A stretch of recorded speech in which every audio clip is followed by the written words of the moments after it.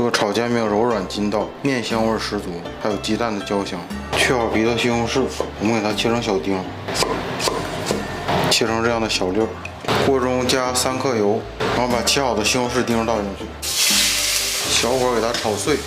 13香加一点，鸡精来一点，炒成这样的西红柿酱，这就可以出锅了。西红柿酱盛出来待用。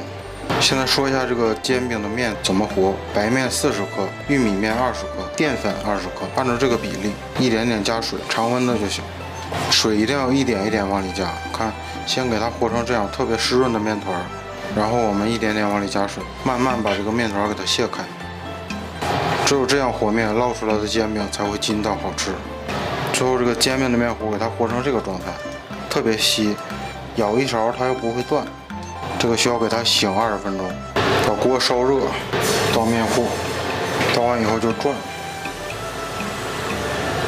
看这个边儿起来了，这就可以翻面了。煎好的煎饼给它切成条，先这样1分为2，然后这样切成小条，切好以后抖散。大葱准备这么一小段，给它切成葱花。2个鸡蛋搅散，油热把鸡蛋倒进去，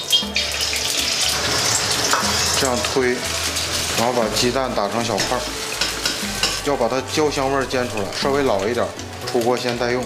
把切好的煎饼下进去，先放1半葱，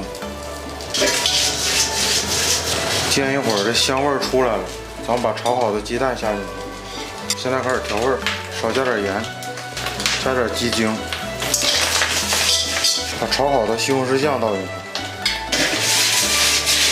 去，然后加入剩下的葱花，还有一点香菜，翻炒均匀，这就可以出锅了。